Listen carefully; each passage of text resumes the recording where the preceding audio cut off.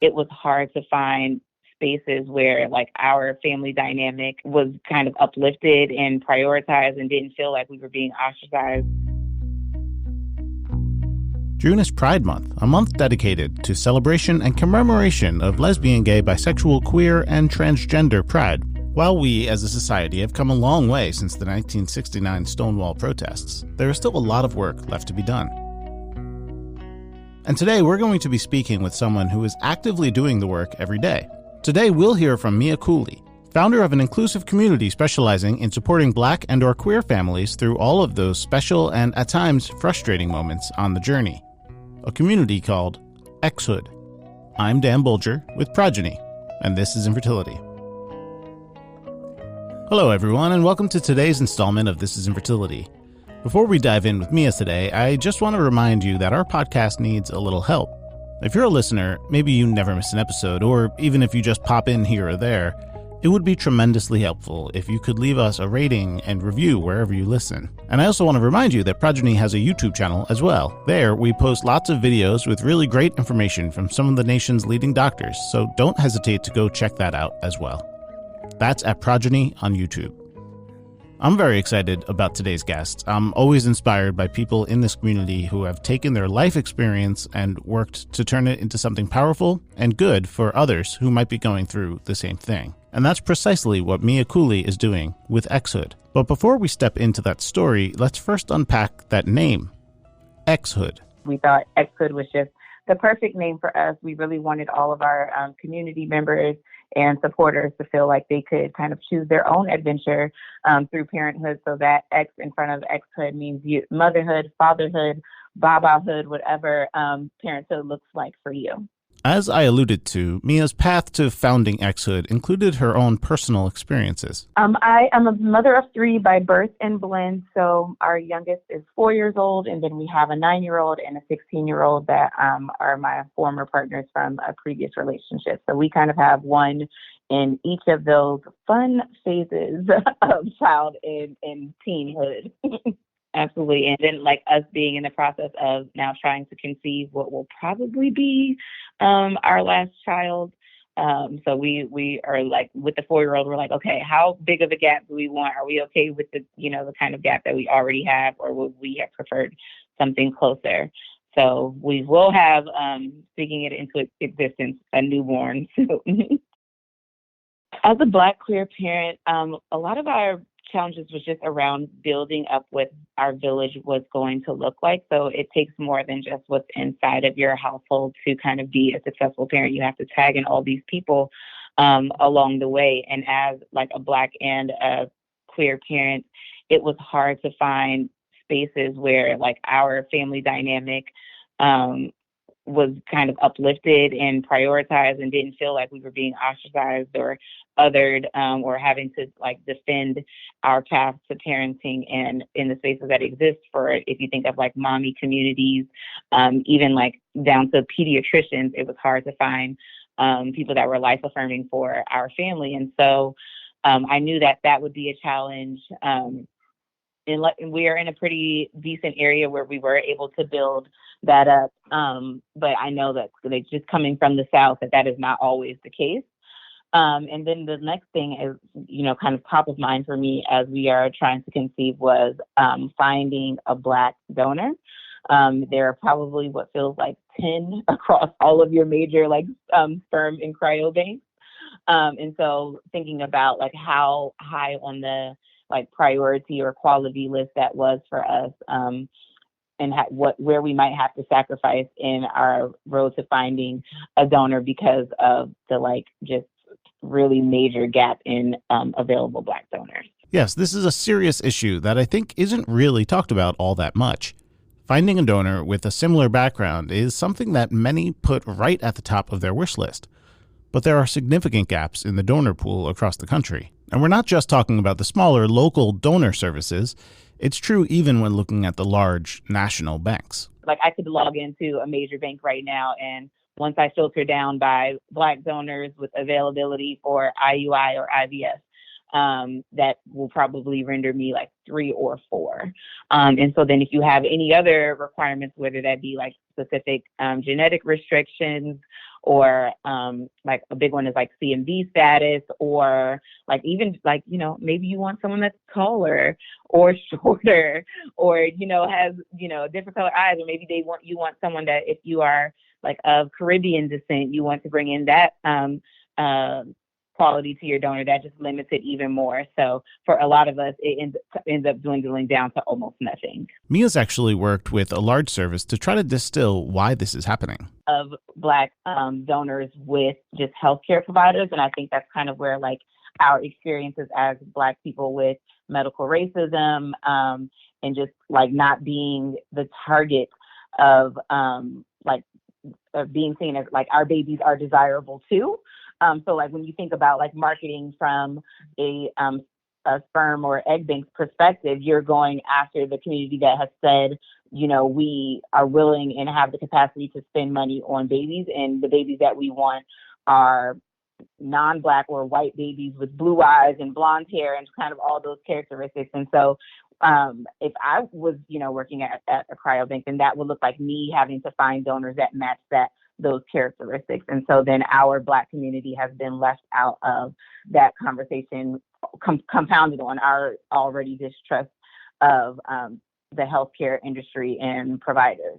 So I think those two things are part of it. I also think that there hasn't been like a strong conversation within the Black community of how donating benefits our families, that, this is kind of like where your contribution goes to helping us create these healthy and happy families. So like knowing exactly like, when we take a step and this is something that our community wants, us having that conversation within the Black community is going to be, and people stepping up to say like, yes, like your help directly benefits me and my family. And it's not like dangerous for you to, pursue this type of relationship with me. So I think that conversation needs to be held within the community, and after we kind of address the outside, like external provider perspective of like actually targeting our families and teaching them about what our community, and teaching them about like what the donor process looks like, how it might financially even benefit them, and then directly marketing to them and letting them know like our Black babies are desirable. Our community has the finances, has the kind of economic empowerment to be able to afford these processes too. So you should prioritize us in our roads to family. With xHood, Mia is having this conversation more and more. But at the start, she says she wasn't exactly looking to start an organization in the community. She was just looking for people to talk to. It was really selfish. I tell people that all the time. I wanted to hang out with families. I wanted us to be able to hang out with families that looked like ours. And that's really where it started. Like I was in kind of other mommy community spaces and even queer spaces. And we were just facing a lot of just racism and homophobia, and doing a lot more defending our families than we were building village and just finding our support. So I just started a space, and I didn't care if it was like me and 3 other families. And for a minute, it was just that. And then when people started to find out that this space existed, it just really grew and took off. And as I started to think through, like, or just watch the conversations that we were having within the group, it really led us down the path to becoming xHood and like trying to help solve the problems that we were seeing be talked about a lot within our community. So like I said, it started off being selfish. I wanted to hang out with families that look like ours, and then has grown to how do we solve these problems, these like plethora of problems within our community? What can we do as community managers and leaders to kind of address those issues? Communities like this one are vital. And these days, these types of communities generally exist in a virtual space, often leveraging tools like Facebook to bring people all over to the same space. People ask about like, do you have rules in your community? And we don't. Like we really lead by example and model kind of the support that we need. And we ask that people that do need, have specific questions or do need specific space for whatever they're experiencing, to say exactly what they need. And so what that looks like is if, you're just looking for a space to vent and you don't really want advice or input from others, then we say, hey, start your post with saying, I just need to vent, so that we know that we just need to kind of hold space for you. If you're looking for connections and resources, then say that, like, I'm looking for advice, I'm looking for a recommendation on this. And then we have a directory that we hold that connects you with providers that have, whether that looks like adoption support, legal support, assisted reproduction, healthcare providers, or even with, like, navigating the conversation with your employer about, like, what fertility benefits need to look like for you and for our families, for you to feel like your provider is providing like or your workplace is providing like an equitable chance for you to meet the goals for your family as well. So we do that by modeling, like just leading with love and compassion and giving people the space to say exactly what they need and how they need us to show up. And we've learned just so much from that. So we kind of keep the rules to a minimum, as long as it's not anything like bullying or like anything hurtful towards other subsections of our community. Then if pretty much anything flies, we talk about everything. And then we've also created like smaller, even more niche style spaces. So like for our like gender nonconforming, non-binary, trans parents, they have a specific subgroup that they can be a part of, where they can just talk about things that are really specific to their experience as parents and soon to be parents. We have the same space for parents of like neurodivergent children or parents that are neurodivergent themselves. So I think building out those smaller spaces has been really, really helpful for people to feel comfortable within the larger community as well, because they know they have something that's specifically made for them. The xHood community is big, and it's growing, and Mia sees a future where xHood becomes a parent and child ecosystem for the Black queer community. So that will look like anything from us being able to find like in-house doulas and midwives to maybe at some point a birthing center of our own, and also going through the process now of building out our web platform, thinking about what options for like telehealth might look like through xHood, and how we can kind of be the resource where we can't connect to the resource. So I'm not sure if you're familiar, but a lot of like like the Black community where we live, the places that we live the most are often quite far from fertility providers and assisted reproduction specialists. So thinking about like what it might look like to build our own network of those supporters. It's just like a really big goal of mine. So we'll see. I hope that we get there. One of Mia's long-term goals with the organization has been to bring it all to life, beyond a virtual environment. All the resource matching and community building, but in person.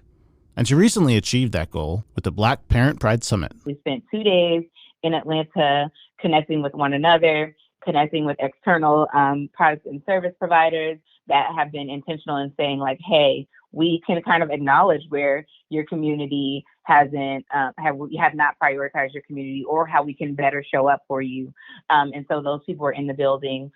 We had fertility specialists that did like one-on-one sessions with anyone who signed up to get those kind of like get the ball rolling questions on, or maybe you needed to like you started and you stopped the process and now you're looking to restart again, and you want to do it with someone that is proven to be, like I said, affirming for our community. So they had the chance to meet with those providers and support specialists and talk about things like assisted reproduction, second parent adoption, what surrogacy might look like, and then how to also like just navigate parenting after maybe transitioning or going through gender affirming surgery. So just really gave us the space to be on the main stage and talk specifically about like the parenting issues that relate to us.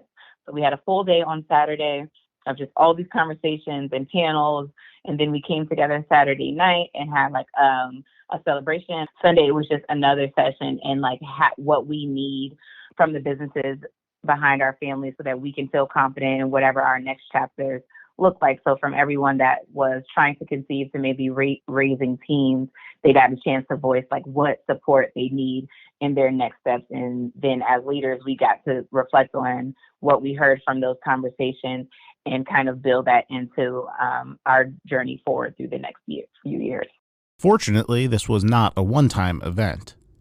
unfortunately, this year's Black Parent Pride Summit has just occurred from May 26th through May 28th in Washington, D.C. But mark your calendars to check out next year's summit. Mia and xHood have come a long way in a relatively short period of time. I reflect on how far I've come as an individual and as a leader, how far the xHood has come and what we've just learned about how we need to show up for our community, what's important to our community, how valuable they really feel like having a true village is for them. I think even with, the Black Parent Pride Summit, like I didn't know how meaningful it would be to everyone. Like I had this idea and I felt like it would be cool and like that it would, be like people would feel it to be worthy, but I didn't imagine bringing out over 100 families. I didn't imagine how like our sponsors and partners would really be able to connect with our community members and, just get them to the next steps. And then I think what was most meaningful for me was how our trans community showed up and they were like, wow, we didn't expect to have space that felt like it was good for us. And this felt really good for us.